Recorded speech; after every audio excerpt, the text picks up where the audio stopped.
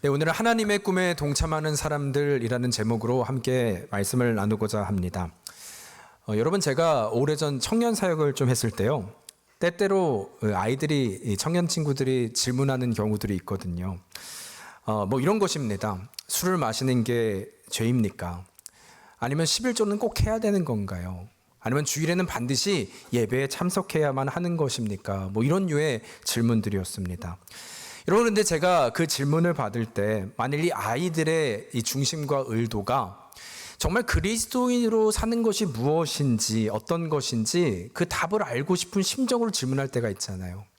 그럴 때는요, 이 질문 자체가 너무 귀해요.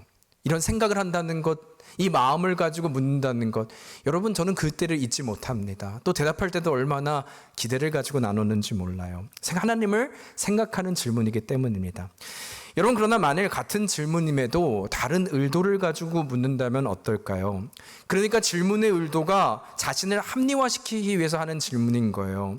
나는 지금 이 모든 것을 다 지키고 있는데 그렇다면 한번 대답을 해주세요. 내가 잘하고 있는지, 내가 좋은 신앙인인지를 점검하기 위한 목적인 것입니다. 아니면 자신의 생각에 더욱 동의를 구하고 싶어서 물을 수도 있는 것입니다. 그래서 내가 생각하는 그리스도인의 삶이라는 기준이 있는데 당신은 어떻게 생각하냐는 것이죠. 테스트하는 겁니다. 여러분, 그래서 이때 그 사람이 그들이 원하는 답을 해주게 되면 저는 열린 사람이 되는 거고요. 그들이 원하지 않는 대답을 해주면 저는 꽉 막힌 사람이 되는 것이죠. 의도가 다를 때 여러 가지로 볼 수 있다는 것입니다. 여러분, 어떻게 생각하세요? 실제로 만일 이런 의도로 질문을 한다면 이들은 동일하게 술이나 11조 아니면 예배 출석에 대한 질문을 하고, 심지어 이것을 철저히 지킨다 할지라도 그 중심에는 하나님이 이유가 아니기 때문에 어쩌면 이것이 가장 안타까운 종교인이 될 수도 있다는 것입니다. 아니면 여러분, 좀 쉽게 말하면 이럴 수도 있는 것 같아요. 한 아이가 있었습니다. 어느 날 시험을 보고 왔는데 잘 못 본 것 같아요. 시무룩해 있습니다. 그런데 이를 본 부모가 눈치를 채지 않았겠어요? 그래서 아이에게 달려가 말을 하는 거예요. 너 정말 공부 잘하고 싶니? 그랬더니 이 아이가 그러고 싶대요. 그러자 한 가지 부모가 얘기를 합니다. 내가 보기에 너는 평소에 게임을 너무 많이 하는 것 같아.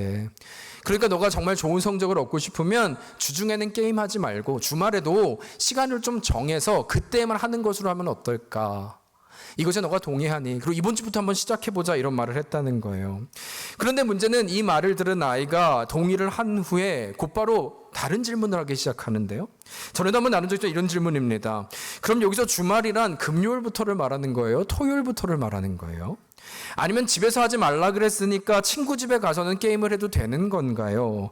아니면 학교 가지 않는 공휴일이 있잖아요. 이때는 주말에 속하지 않으니까 난 게임을 해도 되는 거죠. 맞죠? 구분을 짓고 있는 것입니다. 예외인가요? 여러분, 이런 질문을 들으면서 어떤 생각이 드는가요? 물론 이 질문 하나하나는 의미가 있고 맞는 질문이긴 합니다. 하지만 여러분, 이 질문을 듣는 동안 우리가 웃음을 감출 수 없는 것은 사실 우리는 이 질문의 의도를 알잖아요. 이 질문을 하는 것 자체가 이미 그 중심에는 공부에 대한 진심은 없는 거예요. 공부를 하고 싶은 마음은 없는 것입니다. 여러분, 그런데 제가 이 말씀을 시작하면서 이런 하나님을 향한 중심, 이 마음에 대한 말씀을 드리냐면, 역사적으로 이러한 잘못된 중심을 가지고 하나님을 섬겼던 사람들이 있는데요. 바로 우리가 알고 있는 유대인들이었습니다.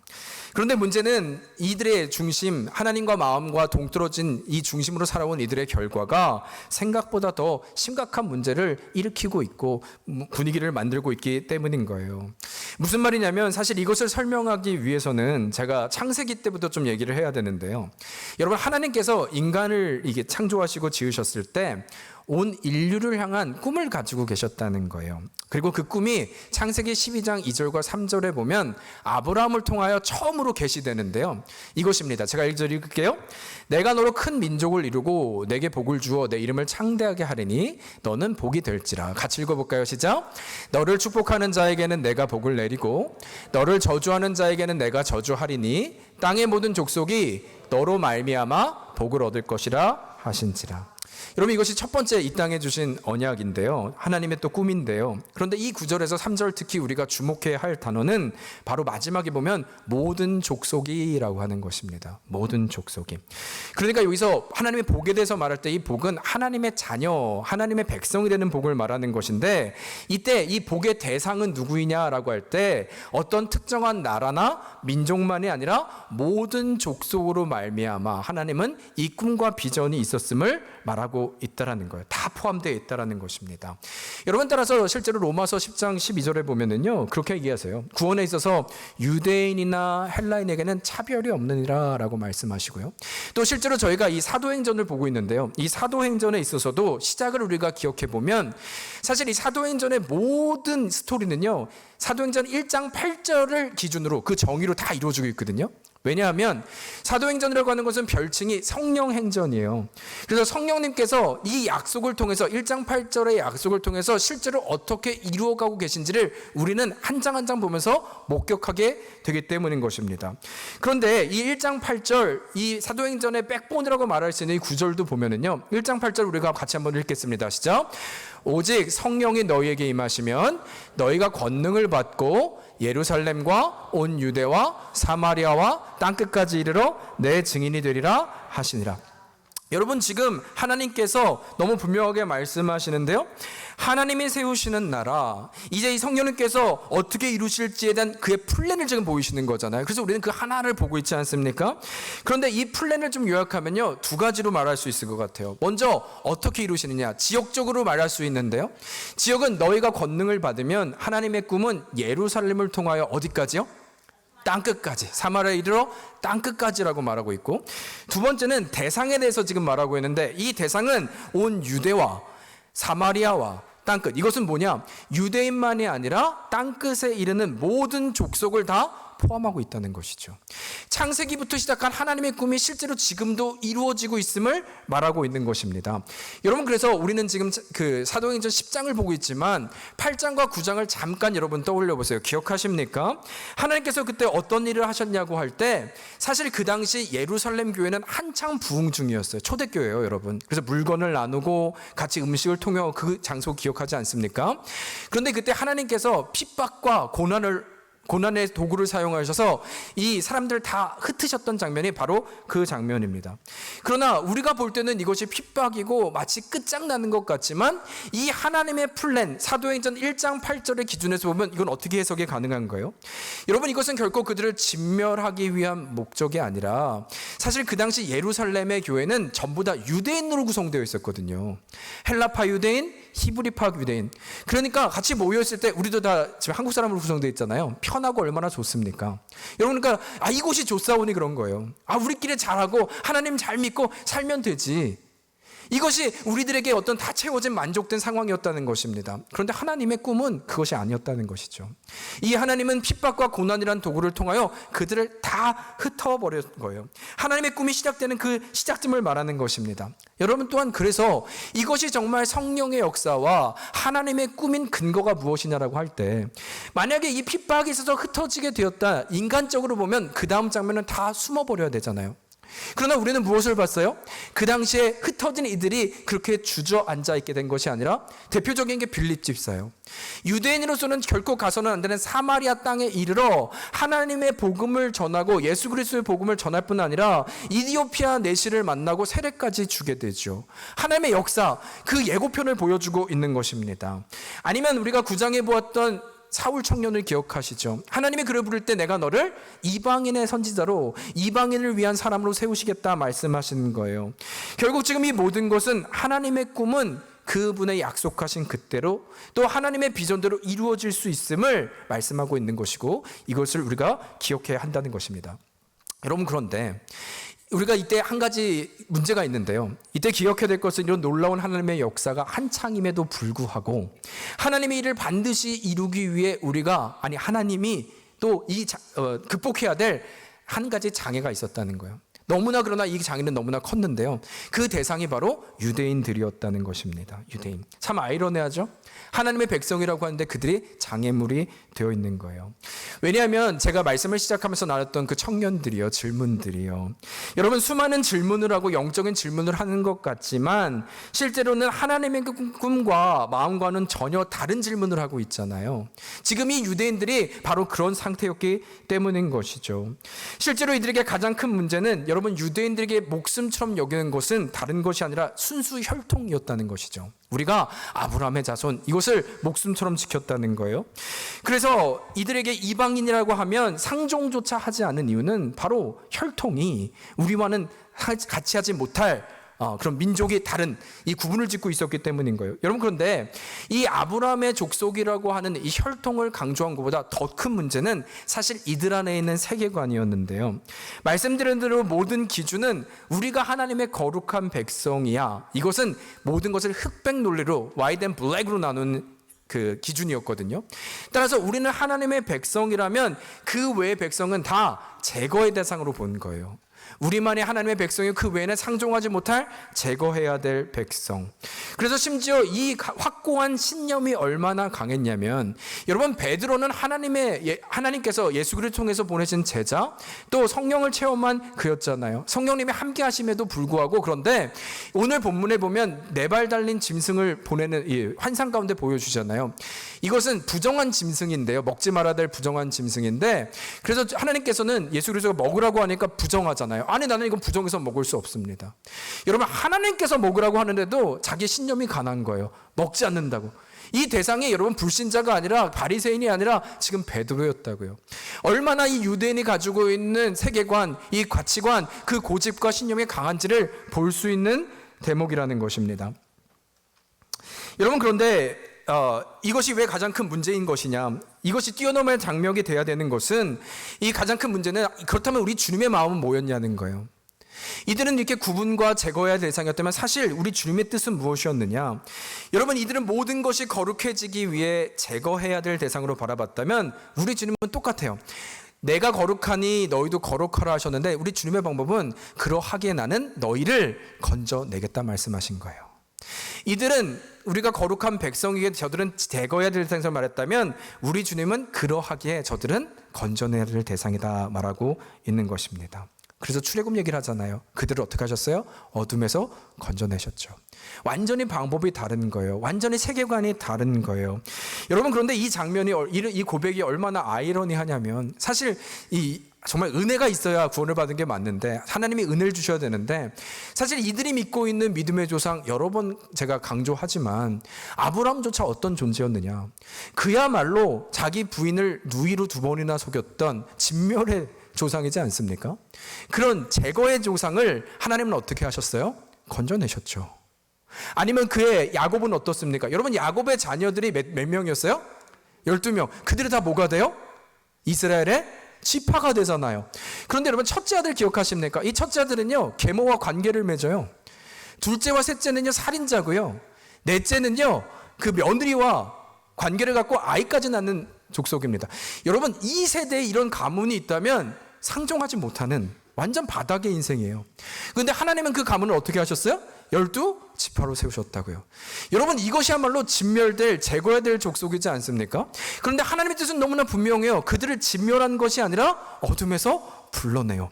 회복시켜 하나님의 자녀 되게 하신 그 꿈이 있었다는 것입니다. 그럼에도 불구하고 이들의 조상이 그랬음에도 불구하고 다 있고, 이들의 현실은 주님의 마음은 고사하고 자신이 만들어 놓은 이 신념, 가치관, 그것이 전부가 되어 하나님이 지금 베드로에게 말씀하시는데도 불구하고, 태초에 하나님의 창세기를 통해서 주신 꿈이 모든 족속에게 있는데도 불구하고 눈이 가리고 귀가 가두어 그 하나님의 꿈을 저버린 인생이 되었다는 것입니다. 여러분, 그런데 이런 상황 가운데 이 놀라운 것은 사도행전 보면요, 신학자들이 말하고 일반적으로 동의하는 것 중에 3가지 큰 사건을 얘기하거든요. 가장 핵심적인 3사건을 말할 때 첫 번째는 성령 강림 사건입니다. 마가의 다락방에서 성령이 임하신 사건이죠. 두 번째는 이 사도 바울이 탄생한 사건입니다. 청년 사울로부터 바울이 되었던 그 회심 장면, 이것을 가장 중요한 두 번째 기둥이라 말하는 거예요. 그리고 세 번째 가장 중요한 사건을 말할 때 바로 오늘 이 10장을 말해요. 10장. 너무나 역사적인 사건이었기 때문입니다. 왜냐하면 우리가 이제 보게 되겠지만 말씀드린 하나님의 꿈, 결코 불가능할 것 같은 이 이방이 모든 족속까지 나아가는 출입구가 이제 이 계기가 되는 사건이 이 10장에서 이루어지고 있기 때문인 거예요. 그래서 실제로 보면 이 사도행전 15장에 보면 예루살렘 회의가 나오거든요. 이때 이방인들을 어떻게 보느냐라고 하는 이 회의가 열리는데, 그때 오늘 주인공인 이 베드로가 모든 공회 사람들 앞에 서서 선포합니다.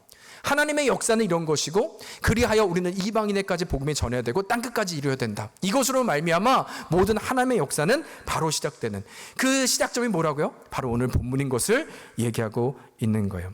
이제 제가 오늘 본문을 나누고 싶어서 지금 쭉 이렇게 배경을 말씀드린 겁니다.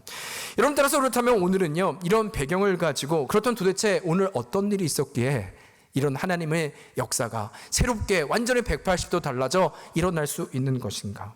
아니, 그렇다면 하나님은 이 모든 것을 어떻게 이루시고 계시는가? 오늘 우리는 이 본문을 통해서 보게 될 텐데요. 이때 우리가 한 가지 기억해야 될 것은 그건 이것입니다. 하나님은요, 사람을 통해서, 하나님은 하나님의 사람을 통해서 이 모든 것을 이루시고 계시다는 거예요. 그리고 이 사람이 오늘 나오는 이 대상이 누구냐고 할 때 두 명의 사람이 존재하는데요. 한 명은 백부장 고넬료였고, 또 한 사람은 바로 베드로라는 것입니다. 여러분, 따라서 오늘은요, 이 두 사람을 통해서, 그렇다면 하나님께서는 이 두 사람을 어떻게 사용하셔서 하나님의 꿈과 비전을 이루고 계시는가, 이것을 함께 저와 나누고 싶은 거예요. 이를 통해서 우리에게 좀 주시는 메시지가 있는데요. 첫 번째 우리가 조금 기억해야 될 메시지는 뭐냐면, 하나님은 주의 자녀를 주의 통로로 사용하심으로 하나님의 꿈을 이루신다라는 것입니다. 하나님은 우리를 통로로 사용하신다는 거예요. 우리를, 하나님의 사람을 통로로 사용하셔서 하나님의 꿈을 이루신다. 여러분, 무엇을 의미하냐면요, 말씀드린 대로 오늘 본문의 시작은 백부장 고넬료로 시작을 합니다. 그러나 정확히 말하면 이 고넬료의 역할은요, 주인공처럼 보이지만 주인공이 아니에요. 왜냐하면 지금 제가 말씀드린 배경처럼 오늘 모든 포커스는 사실은 유대인이었던 베드로이기 때문이에요. 그의 생각을 바꾸고 가치관을 바꾸고 그가 바뀌어야 예루살렘 회의를 통해서 온 열방에 이르는 하나님의 꿈이 성취되기 때문입니다.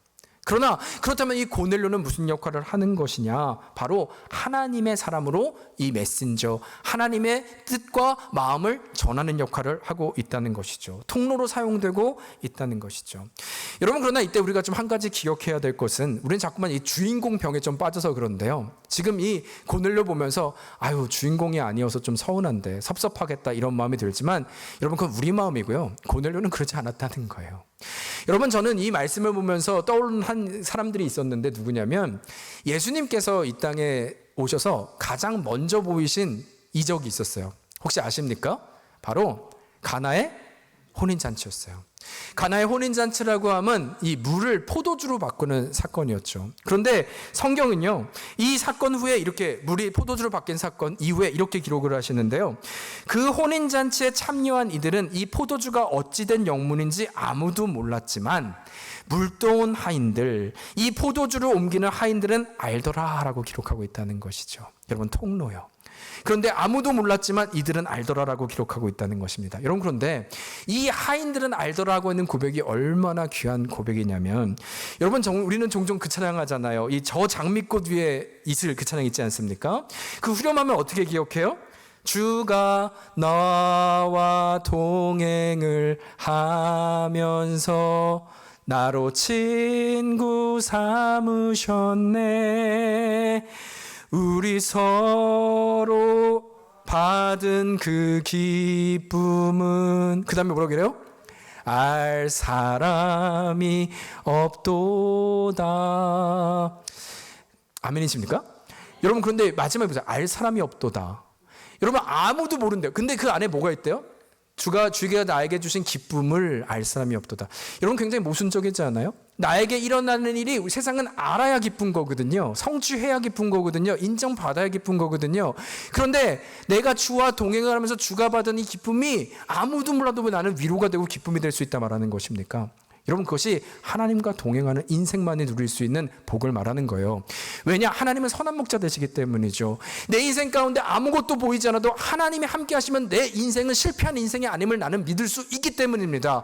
세상이 보았을 때에는 나는 마치 무너진 인생처럼 보일지라도 하나님이 나와 함께 하실 때 이 기쁨을 아는 것, 바울 사도가 빌립보에서 말하는 것처럼 감옥에 처할지라도 내가 주 안에서 모든 능력 안에서 다 할 수 있다 말할 수 있는 기쁨과 감격이 이 안에 있을 수 있기에, 알 사람이 없다, 그러나 나는 그것으로 족한다. 여러분, 이것이 우리의 고백이 되기를 소원합니다. 여러분, 그런 마음으로 한번 같이 찬양해 볼까요? 주가 나와 동행을 하면서, 주가 나와 동행을 믿음이 있는 자들의 고백이죠. 나로 친구 삼으셨네. 우리 서로 받은 기쁨은 우리 서로 받은 그 기쁨, 우리의 고백이죠. 알 사람이 없도다. 아멘, 아멘. 여러분과 저의 고백인 줄 믿습니다. 여러분, 그래서요, 지금 이 고넬료요, 지금 그의 상태는 바로 이것을 말하는 거예요. 하나님의 역사, 하나님의 영광 가운데 본인이 참여하게 된 것, 그 은혜를 누리는 것, 바로 축복을 누리고 있는 것입니다. 바로 우리가 가야 될 길인 것입니다. 여러분, 그런데 놀라운 것은 그는 도대체 어떤 사람이었냐는 것이죠.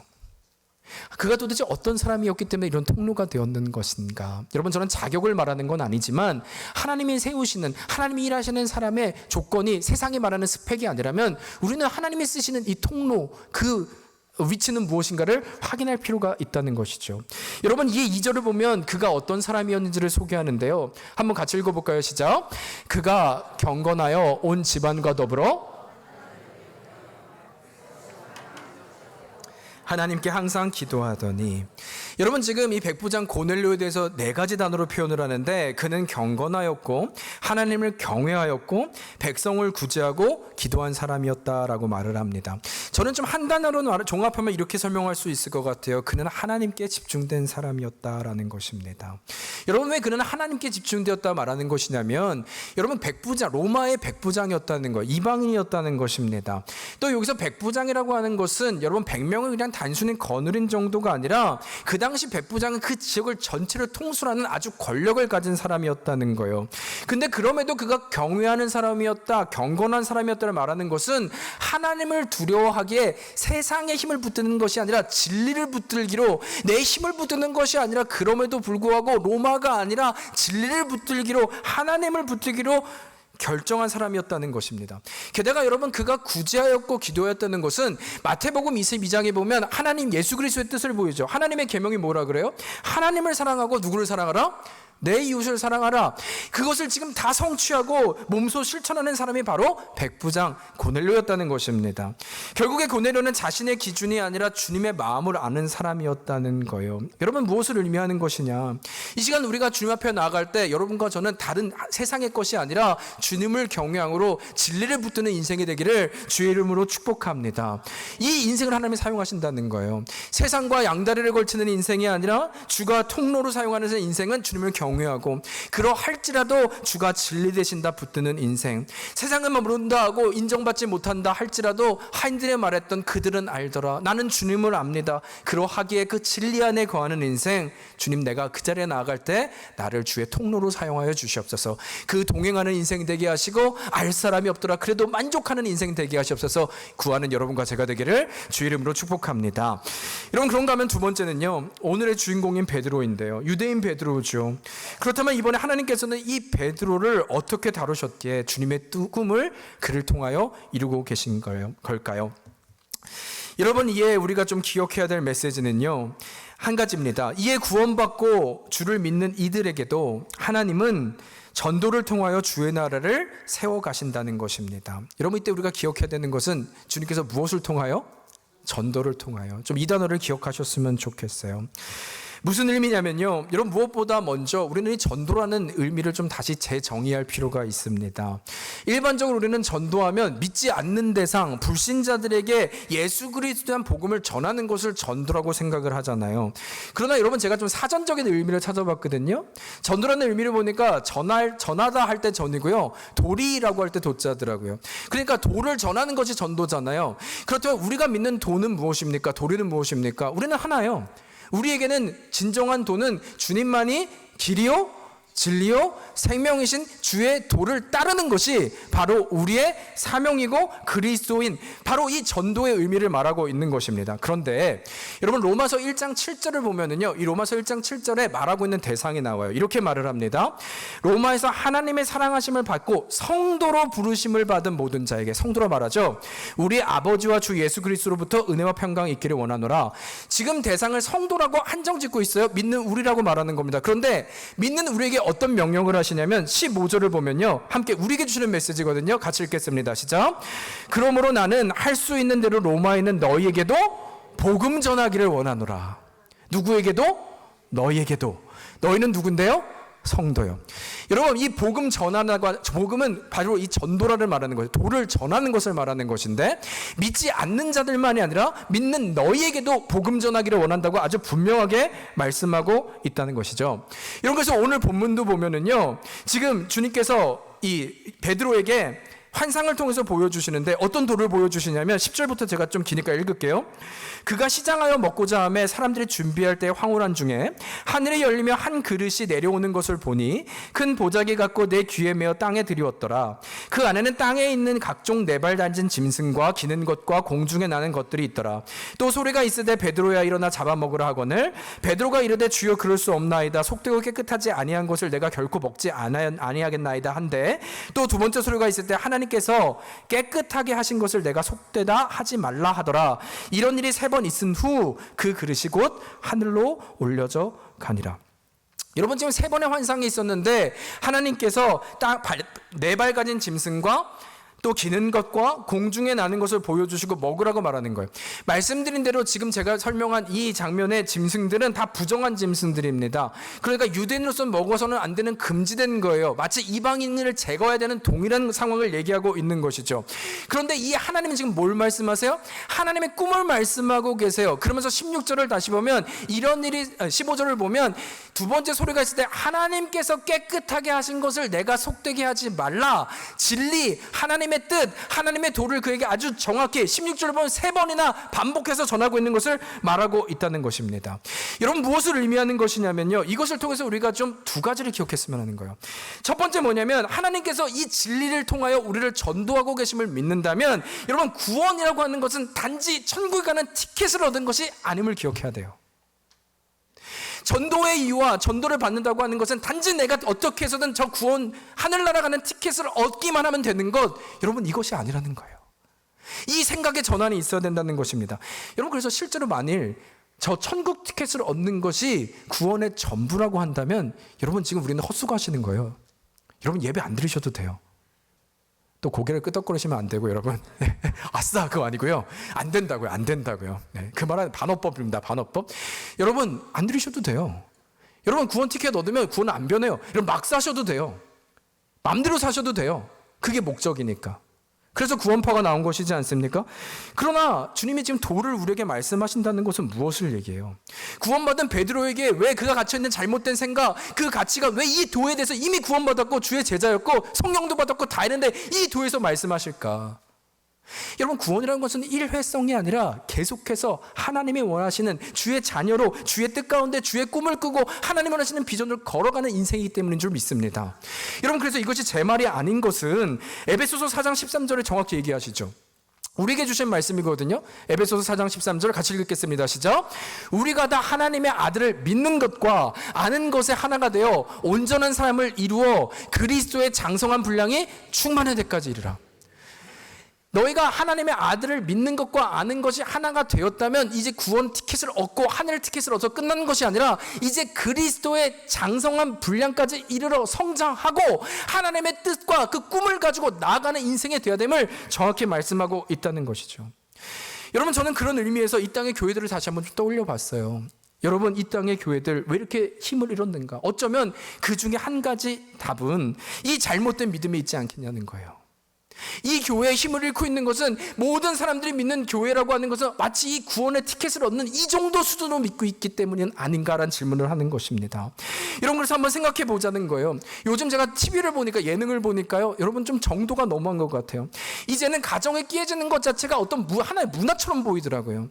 여러분, 제가 말씀드리는 것은 이혼이 잘못됐다, 문제 있다, 그것을 말하고 싶은 게 아니에요. 그러나 하나님이 이 가정을 세우신 그 밸류요, 그 가치요, 그 아름다움이요, 이 가정을 통해서 이루고자 하는 하나님의 그 뜻이 이제는 한 인간의 기호 상품 정도로 완전히 가치가 땅에 떨어지고 있다는 것입니다. 그런데 이에 대해 교회는 아무런 생각이 없어요. 아무런 반응도 하지 않아요. 여러분, 아니면 이 땅 가운데 이 태초에 하나님의 천지를 창조하신 이 하나님의 창조에 대한 부분은 어떻습니까? 이 창조 질서가 깨진 것은 아주 오랜 전 일이고요. 심지어 이제는 모든 공격 대상이 어린 아이들이잖아요. 성 정체성을 공격하고 이 아이들이 스스로 결정하는 이 성 정체성이 진짜인지 믿게 하는 이 속임 앞에 교회는 모든 힘을 잃은 것입니다. 어쩌면 그 이유는, 우리가 교회를 다니고 우리가 주님을 믿는 이유는 단지 천국 티켓을 얻는 그것으로 만족하고 있기 때문에, 그것이 전부라고 믿기 때문에, 하나님의 나라의 확장과 하나님의 교회의 능력과 자녀의 권세와 증인으로 사는 그 모든 것들의 능력은 다 잃어버린 결과는 아닌가 하는 질문을 하고 있는 거예요. 여러분, 그런데 이런 우리에게 주가 말씀하시는 거예요. 이런 그에게 주님은 베드로에게 말씀하시는 거예요. 무엇을 통해서? 전도를 통해서. 전도를 통해서, 주의 도를 통해서. 베드로야, 너가 착각하고 있어. 그것이 아니야. 내가 깨끗하게 한 것을 내가 부정하다고 하지 마라. 나도 거룩하니 너도 거룩하다. 믿는 것과 아는 것이 하나가 되어 장성한 분량에 이르러라. 그 도를 우리에게 계속 말씀하심으로 무엇을 얘기합니까? 하나님의 말씀은 능력이 있고 결코 땅에 떨어지는 것이 아니라 이 땅을 이기는, 세상에 감당하지 못하는 자가 바로 우리임을 말씀하고 있는 거예요. 여러분, 그렇다면 우리가 오늘을 살아내는 능력은 어디에 있습니까? 우리가 무엇으로 나갑니까? 믿음의 반응은 무엇입니까? 여러분, 믿음의 반응이라는 것은요, 너무 쉬워요. 삶이 쉽다는 게 아니라 정의가 쉽습니다. 믿음이라는 것은요, 눈에 보이는 길을 가는 것은 믿음이라고 하지 않아요. 여러분, 앞에 이게 길이 있는데 이것을 내가 믿음으로 가는 거, 정신병자죠. 문제가 있죠. 눈에 보이는 걸 가는 걸 내가 믿음으로 간다, 누가 그래요? 믿음은 보이지 않는 길을 가는 걸 믿음으로 간다 그래요. 보이지 않지만 이것을 내가 길인 줄 믿고 가는 것이죠. 보이는 길을 내가 이게 맞자고 가는 것 아닙니다. 그렇다면 믿음의 반응은 무엇입니까? 세상이 이런다 할지라도, 답이 보이지 않고 이 도가 이해되지 않는다 할지라도, 그 길이 확실히 보이지 않는다 하고 이해가 되지 않는다고 할지라도, 주가 말씀하신 도, 주가 나를 그렇게 진리로 전도하시기에 이제는 그것을 붙잡고 앞으로 나가는 인생, 이것이 바로 주가 말씀하신 믿음의 반응인 줄 믿습니다. 여러분, 그런 의미로요, 지금 이 베드로에게 주신 말씀, 베드로에게만이 아니라 우리를 전도하기 위한 말씀이신 줄 믿습니다. 바라기는 우리는 할 수 없지만 그 도를 붙잡고 세상 앞에서 성령의 능력으로, 빛과 소금으로 세상을 이기며 나아가는 여러분과 제가 되기를 주의 이름으로 축복합니다. 여러분, 그런가 하면 또한 동시에 이 환상을 통해 우리에게 주시는 마지막 메시지가 있는데요, 이 모든 과정을 통해서 결국 우리 주님이 우리에게 주시기 원하시는 것은 또한 하나님께 마음을 드리는 것에 있음을 우리는 기억해야 한다는 것입니다. 여러분, 구약 때부터 하나님은 우리에게 한 가지를 말씀하시는데, 신명기서 10장 12절을 한번 볼까요? 우리에게 너무나 잘 알려진 말씀이죠. 같이 읽겠습니다. 시작. 이스라엘아, 내 하나님 여호와께서 내게 요구하시는 것이 무엇이냐? 곧 내 하나님 여호와를 경외하여 그의 모든 도를 행하고 그를 사랑하며 마음을 다하고 뜻을 다하여 내 하나님 여호와를 섬겨라. 여러분, 지금 이 구절에 제가 말한 게 다 들어있어요. 내 하나님 여호와를 경외하며 그의 뭐를 행하래요? 그의 도요, 전도요, 진리요, 그것을 말하고 있죠. 그런데 또 한 가지 말할 때 그를 사랑하여 마음과 뜻을 다하여 여호와를 섬기라 라고 말을 하고 있습니다. 여러분, 지금 이 베드로의 세 번의 환상도 보면은 저는 그 얘기를 하고 있다고 생각을 해요. 결국 베드로 왜 세 번이나 이것을 부인하고 부정하고 있는가? 내가 살아온 가치관인 거잖아요. 신념이잖아요. 유대인들이 가지고 있는 내가 맞다고 하는 이 세상에 하나님과는 상관없는 가치관을 붙잡고 있는 거잖아요. 내가 어렸을 때 배워온 경험을 붙잡고 있는 거잖아요. 그러나 주님께서 지금 세 번을 반복해서 말씀하시는 것은 그것을 내려놓고 나의 뜻과 나의 비전과 나의 꿈을 꾸라, 내게 마음을 달라라고 말하는 주님의 요청처럼 보이고 있기 때문인 것입니다. 여러분, 그런데요, 우리 주님은 그렇다면 왜 이 마음을 자꾸만 달라고 하시는 것일까? 여러분 사사기 16장 15절을 보니까요, 이런 일들이 있어요. 왜 주님이 이토록 마음을 달라고 하시는지 이유가 나오는데, 이 마음을요 하나님만 구하는 것이 아니라 세상도 구하고 있다는 거예요. 세상도 나에게 마음을 달라는 거예요. 보세요. 드릴라가 삼손에게 이르되 당신의 마음이 내게 있지 아니하면서 당신이 어찌 나를 사랑한다 하느냐. 세상이 말하는 거예요. 당신이로서 3번이나 나를 희롱하고 당신의 큰 힘이 무엇인지 말미암아 생기는지를 내가 말하지 아니하였도다. 지금 삼손에게 드릴라가 뭘 구하고 있어요? 마음을 달라는 거예요. 마음을 달라는, 그 마음 진심을 나에게 달라는 거예요. 여러분, 이 세상이 말하는 그 꼬심, 유혹을 말하는 것입니다. 그래서 결과 이 삼손이 마음을 주었을 때 여러분 어떻게 되었어요? 누군가 그 얘기 하더라고요. 이 삼손의 스토리 우리가 너무나 잘 아는 것, 이 마음을 세상에 준 결과는 두 눈이 뽑혔다는 거예요. 하나님이 나시린으로 엄청난 은혜를 주시고 사사로 섬기게 하시고 세상을 이기는 힘을 가졌던 그가 마음을 세상에 뺏긴, 드리려고 하는 세상에 뺏긴 결과 두 눈을 다 뽑히고 머리가 다 잘려나가고 이제 바닥을 기는 노예처럼, 벌레처럼 살게 된 인생을 말하고 있는 것입니다. 여러분, 그런데 이에 우리 주님이 말하는 거예요. 마음을 내게, 다시 그 마음을 돌이켜 주께 나아오라. 내 여호와를 사랑하라. 여러분, 왜 그럴까요? 우리 주님께 소망이 있기 때문인 줄 믿습니다. 여러분, 우리 주님은 어떠신 분인 줄 아세요? 세상의 마음을 보면 눈이 뽑혀요. 끝장나요. 그래서 우리에게 회복을 위해서 말씀하실 때 에레미야가 3장에 이렇게 말씀을 하세요. 22절과 23절입니다. 여호와의 인자와 긍휼이 무궁하심으로 우리가 진멸되지 아니함이니라. 여러분, 우리 인간 아브라함 믿음의 조상, 진멸돼야 될 자들이라 그랬잖아. 12지파. 가늠한 자, 살인한 자, 며느리와 아이를 가진 자, 그 모든 나머지 족속들도 똑같아요. 우리가 진멸돼야 될 존재예요. 세상의 마음을 줬기 때문입니다. 그런데 하나님께 왜 소망이 있어요? 하나님은 우리를 제거하시는 분이 아니라 우리를 어둠에서 불러내요. 하나님의 자녀로 삼으시는, 무엇을 통해서요? 하나님의 인자와 긍휼이 무궁하시기에, 그의 은혜 때문에, 실수가 없으신 그의, 또 23절이요. 같이 읽을까요? 시작. 이것들이 아침마다 새로우니 주의 성실하심이 크시도소이다. 그 약속은, 이 성실은요 신실하심이에요. 알파와 오메가라는 뜻은 하나님은 영원하시다. 이 개념은 내가 시작한 약속을 이루시겠다 말하는 거예요. 주의 성실하심으로, 하나님의 열심으로 그 주님께 마음을 드려, 선한 목자에게 마음을 들어 내가 음침한 골짜기를 지날지라도 내가 지킬 것이야. 그 마음을 나에게 가져와라 말하고 있는 것입니다. 여러분, 말씀을 마칩니다. 세상의 마음을 두는 것, 여러분, 그것이 화려해 보이고 그것이 우리를 힘을 갖게 하는 것 같지만 아니요. 성경은 기록합니다. 두 눈을 뽑힌다. 그것이 아니다. 그러나 돌이켜 내 마음으로, 내 뜻으로 나의 성실하심을 보라 말씀하실 때, 여러분, 이 예배를 통하여 이번 한 주 살아낸 그곳은 세상이 아니라 주의 마음이 되기를 주의 이름으로 축복합니다. 우리는 승리할 것입니다. 왜냐하면 하나님의 성실하심이 우리와 함께 하시기 때문입니다. 그 은혜로, 승리로 또 한 주를 살아내고 돌아오는 여러분과 제가 되기를 주의 이름으로 축복합니다. 이 시간 우리 그런 마음으로 함께 찬양할까요?